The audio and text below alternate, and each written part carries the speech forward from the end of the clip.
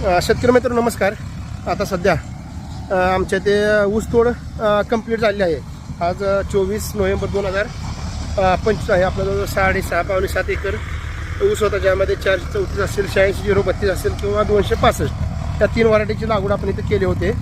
आणि आता ऊसाची तोड झाली आहे आणि ऊसाची तोड झाल्यानंतर जो आता पाठीमागं जो पाला पाचट शिल्लक राहिला आहे ते बऱ्याच ठिकाणी जाळून दिलं जातं, पेटवून दिलं जातं. हे आपल्याकडे तुम्हाला दिसते पलीकडे आंब्याची बाग आहे. तर आपण हे पाचट कधीही पेटवून देत नाही किंवा जाळत नाही. पहिल्या 1-2 वर्ष आपण त्याची फक्त कुट्टी केली. परत 1-2-3 वर्ष झालं आपण त्याचे गट्टे बांधतो आणि आपल्या ज्या बागा आहेत त्या बागेसाठी आपण ते वापरतो.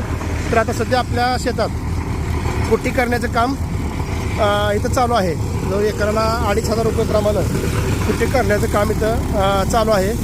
ते जरी थोडं खर्चिक वाटत असेल तर ते खूप चांगलं फायद्याचं पण राहतं. आपण बघतोय की अशा पद्धतीने एवढं पाचट जे आहे ते पाचट पडलं राहतं ते पूर्ण या रोटरच्या साह्याने त्याची पूर्ण बारीक कुट्टी केली जाते.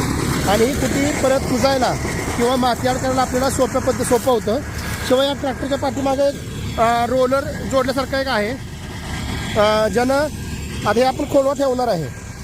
जे वरती थोडाफार ऊस शिल्लक राहिलेला असतो तो ऊस असा पूर्णपणे खराब केला जातो. त्याची कट तर होत नाही, पण पूर्ण ते चिलबिलला जातो. आणि त्यामुळं नवीन येणारा फुटवा जो आहे तो जमिनीच्या वर राहिलेला उसाला न येता जमिनीच्या आतून येतो. त्यामुळे तो फुटवा पण येणारा चांगल्या पद्धतीनं येतो. कारण की बऱ्याच वेळा काय आता त्याचं आता आपण एकराला जर 2,500 रुपये खर्च करतोय, त्यात जर मी एक काडी मारली असते म्हणजे माझं 10 पैशात पूर्ण काम झालं असतं. पण त्यांना होतंय काय, हे जेवढं खूप चांगलं खत आहे. आता आपण हे बघतोय हे एवढं जे पाचट आहे ते पाचट कुजून आपलं खूप चांगलं कंपोस्ट खत आपल्या जमिनीत तयार होणार आहे. शिवाय जमिनीचा CN रेशो कार्बन कर्व पण आपला सुधारणार आहे. आपलं जे शेतात आहे ते आपण काय करतोय, काडी लावून जाळून टाकतोय आणि त्यानंतर कंपोस्ट खत त्यामुळे दुकानातून आपण 500, 600, 1000 रुपयाची बॅग जी 40-50 किलोची राहते ती आपण आणतो आणि जमिनीत टाकतोय. तर तसं न करता जे काही शेतात आहे जैविक काडी कचरा काही असू द्या ते शेतात राहू द्या, बाहेर टाकू नका.